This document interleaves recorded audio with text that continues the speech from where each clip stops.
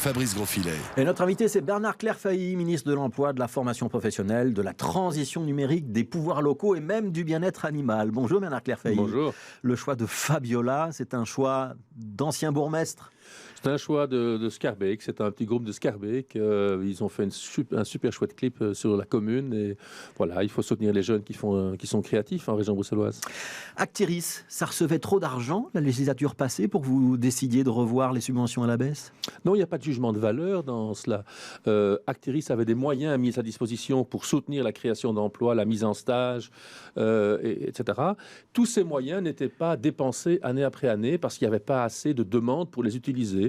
Donc simplement, dans un budget difficile qui est celui de la région bruxelloise, on doit réduire une série de crédits budgétaires.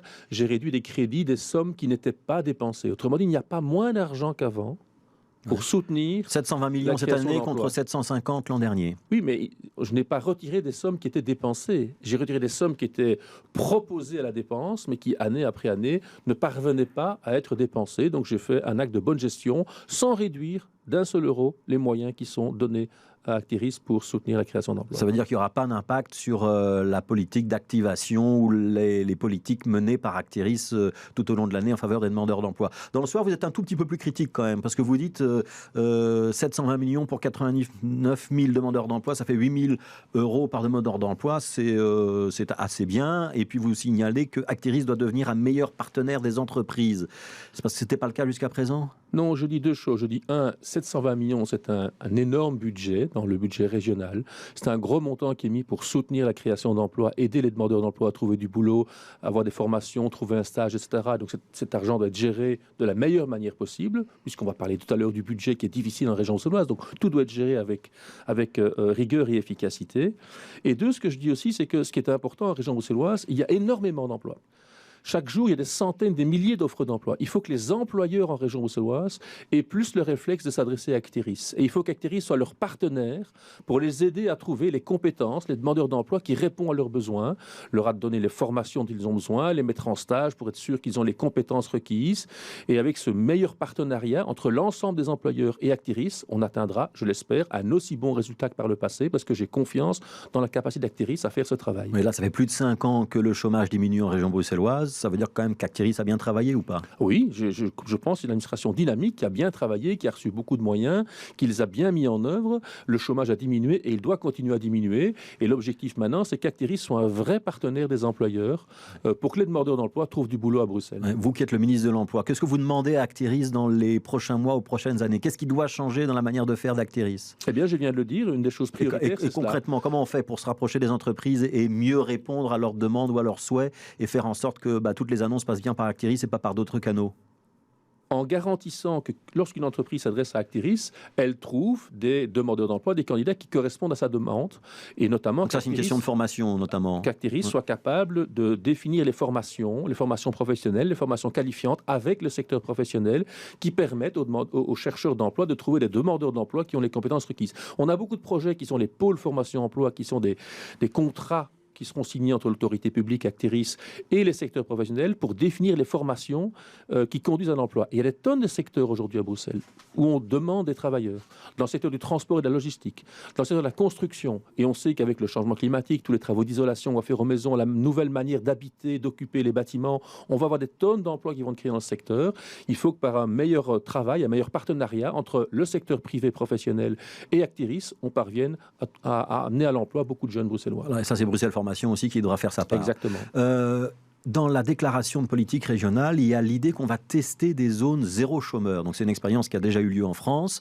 Elle aura lieu dans le courant de la législature à Bruxelles, cette expérience, c'est dans l'accord de majorité et nous allons faire cette expérience sur un quartier ou plusieurs quartiers à Bruxelles, je ne sais pas encore lequel. Ouais. L'idée c'est quoi ? C'est de se dire que sur un quartier, on peut mettre tout le monde soit à l'emploi, soit en stage, soit en formation ?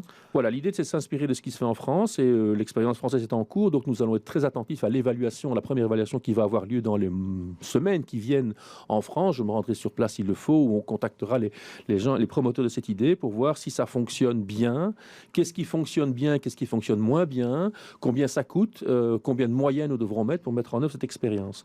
Et nous devrons l'évaluer au regard des autres dispositifs qui existent déjà maintenant en région bruxelloise pour aider les demandeurs d'emploi à trouver du boulot, pour voir si ce programme-là est plus efficace et moins coûteux. Ouais. Ce sera dans quel quartier qu'on fera l'expérience? Je n'en sais encore rien. On a des discussions avec des opérateurs locaux. Il faut que ce soit des administrations communales, soit des CPS, soit des opérateurs comme de l'insertion socio-professionnelle dans les quartiers qui soient nos partenaires pour travailler avec les chômeurs de longue durée de ce quartier qui sont désireux de retrouver du boulot, de mettre leurs compétences au service de la communauté et de définir ensemble les métiers, les professions qu'ils peuvent exercer au bénéfice de la communauté. Et donc l'expérience aura lieu d'ici 2-3 ans, voilà, à la fin de la législature en tout cas. Tout à fait, l'intention est bien de le réaliser. Ouais, 0 chômeur un jour en région bruxelloise, c'est l'utopie complète? 0, c'est l'utopie complète, mais atteindre un taux de chômage tellement faible comme 3 à 4 % qui fait que quand les jeunes sortent des études, ils mettent 1 ou 2 mois à trouver du boulot, ou quand quelqu'un change, son entreprise le met à la porte, met 2-3 mois à trouver du boulot, ça fait un taux de chômage de 2-3 %, 4 %, c'est tout à fait supportable dans une société. Et ça, c'est votre objectif? À terme, je n'aurais pas atteint ce chiffre-là dans les 5 ans, mais l'objectif à terme, c'est évidemment de retrouver une situation aussi prospère que la Flandre, qui est à 4 % de chômage. Alors, c'est aujourd'hui au Parlement régional le début du débat sur le budget de la région bruxelloise, une région qui serait au bord de la faillite. C'est en tout cas ce qu'affirment Vincent de Wolf et Alexia Bertrand à la une du soir ce matin. Vous pouvez les suivre ou pas? Le rôle de l'opposition, c'est toujours d'exagérer. Si Bruxelles était au bord de la faillite, l'État fédéral, qui est géré par le MR, lui, il serait en faillite depuis très très longtemps. Or, tout fonctionne encore. À Bruxelles, on est un peu comme la situation d'une famille qui, avait ses 1500 € de revenus par mois et qui dépense 1600, qui doit faire un peu attention, un peu serrer les boulons à gauche à droite pour ne pas se mettre dans des plus grandes difficultés. Ouais. 740 millions de déficit au total, si on cumule le vrai déficit et puis les dépenses que vous voulez immobiliser pour investissement dont le gouvernement dit qu'il faut les sortir du calcul budgétaire du périmètre européen pour compter le déficit. Vous faites quand même un petit peu crosser par la Cour des comptes. Vous n'avez pas le sentiment qu'on est en train d'accroître l'endettement ? Oui, donc la décision a été prise, a été expliquée que l'endettement va croître en région bruxelloise. La Cour des comptes rappelle à juste titre dans son rapport que la situation financière de Bruxelles reste fragile. Bruxelles reste mal financée, on le sait bien. Bruxelles a beaucoup de charges pour toutes les missions qu'elle remplit. Malgré le financement, Bruxelles conserve beaucoup de charges maintenant. Mais nous investissons dans l'avenir de Bruxelles, à travers le métro, la rénovation des tunnels, etc. Et cet investissement, cet argent qui est investi dans de l'infrastructure, des choses qui vont rester dans les années suivantes, c'est du bon déficit. C'est le ministre wallon MR des Finances qui l'a dit, il y a du bon déficit comme du bon cholestérol, parce que lui-même, en région wallonne, fait la même chose. Donc le maire bruxellois nous reproche ce que fait le maire wallon, c'est assez curieux et comique. Et puis, il y a, dans le calcul qui est fait du budget, 270 millions, ça paraît beaucoup pour monsieur et madame tout le monde, mais sur un budget de 5 milliards, d'imaginer qu'en fin d'année, il y a 270 millions qui n'ont pas été dépensés, c'est comme un ménage qui part pour une journée dans un parc d'attractions avec ses 100 €, et à la fin de la journée, ils ont dépensé 98 €, il reste 2 € non dépensés. Ouais. Dans tous les plannings, c'est comme ça. Il y a aujourd'hui 5 milliards d'endettement à la région bruxelloise, il pourrait y en avoir le double dans 5-6 ans. C'est pas le signal quand même qu'on est en train de s'endetter ? Tout le monde nous dit que les taux d'intérêt sont bas, que c'est l'occasion de s'endetter pour investir, pour créer un métro qui va simplifier la vie des Bruxellois, pour améliorer les tunnels. C'est le moment de le faire. On ne va pas se priver de le faire puisque les conditions sont bonnes pour le faire. La grande question, c'est de ne pas créer de la dette pour des dépenses courantes. Si c'est pour de l'investissement, des choses qui vont durer, alors ça a du sens d'avoir de la dette. Sinon, ça n'a pas de sens. BX1+. L'invité de Fabrice Grosfilet. Mais tout de suite, on retrouve donc Bernard Clairfailly, ministre bruxellois de l'Emploi, de la formation professionnelle notamment. Est-ce que le péage urbain à Bruxelles, ce sera un moyen d'équilibrer les comptes de ce budget un petit peu serré ? C'est d'abord un moyen de penser la mobilité autrement à Bruxelles.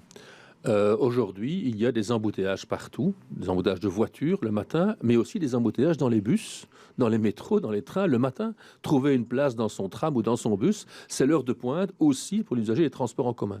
Donc c'est une manière de penser autrement la mobilité et de faire que toutes les voitures qui veulent rentrer dans Bruxelles, que leur nombre réduise un peu, afin de libérer les embouteillages et que par la recette qu'on pourra prélever, on puisse financer mieux les trams, les bus et les métros, surtout aux heures de pointe, pour que tout le monde circule mieux le matin. Donc il y aura bien un péage intelligent ou une taxation intelligente qui remplacera la taxe de circulation pour les Bruxellois, mais il y aura bien quelque chose qui sera prélevé sur les nafters qui rentreront à terme dans Bruxelles. C'est de faire une taxation kilométrique intelligente, de faire contribuer plus les nafters qui viennent embouteiller la ville, qui contribuent aux embouteillages. Ce sera pour quand, Bernard Clafailly ? Et que cette somme puisse être réinvestie dans l'amélioration des transports en commun au bénéfice de tous ceux qui l'utilisent le matin et d'encourager ce transfert de la voiture vers le transport en commun. On va être tous gagnants. Dans combien de temps, je n'en sais rien. Madame Van den Brandt est invitée, enfin, elle a commencé à avoir des contacts avec ces ministres... les ministres wallons et flamands qui ne sont pas enthousiastes à l'idée. Qui ne sont pas enthousiastes à l'idée. Oui, ça veut dire que ça risque d'être très pénalisant pour les nafters. Ils payeront envie de contribuer à résoudre des problèmes à Bruxelles, mais nous avons, l'engagement et l'obligation de régler les problèmes en région bruxelloise. On a bien l'intention de faire quelque chose, parce que ça fait des années qu'on parle des embouteillages. Ça fait des années que dans tous les programmes électoraux, on raconte qu'on va faire quelque chose, et ça fait des années que ça ne change pas. Or, cette solution-là, elle fonctionne dans d'autres villes, à Londres, à Stockholm, dans d'autres villes du monde.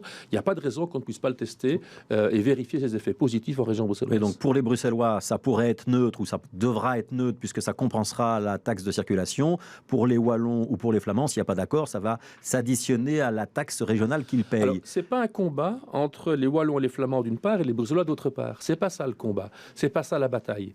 L'enjeu, c'est ceux qui utilisent énormément leur voiture aux heures de pointe et contribuent aux embouteillages, et ceux qui souffrent des embouteillages et sont demandeurs d'utiliser les transports en commun qui sont sous-financés actuellement. Autrement dit, le Bruxellois ou le Wallon qui viendra à Bruxelles uniquement ou roule à Bruxelles le samedi pour faire ses courses où il n'y a pas d'embouteillage, il ne va rien payer de plus. Celui qui a l'occasion de rouler à 10h du matin ou de sortir de Bruxelles à 15h où il n'y a pas d'embouteillage, il ne va rien payer. C'est seulement un système qui fait qu'on va faire contribuer ceux qui contribuent aux embouteillages parce qu'ils roulent à ces heures-là, et on va pouvoir investir plus dans les transports en commun pour qu'ils soient plus souples, plus fluides, plus accueillant, plus confortable aux heures de pointe. Et donc ça rapportera un peu d'argent à la région bruxelloise. C'est de faire un transfert d'argent, c'est clair, mais pour investir plus dans le transport en commun. On nous demande des trams, des bus et des places dans les heures de pointe. C'est comme ça qu'on va le financer.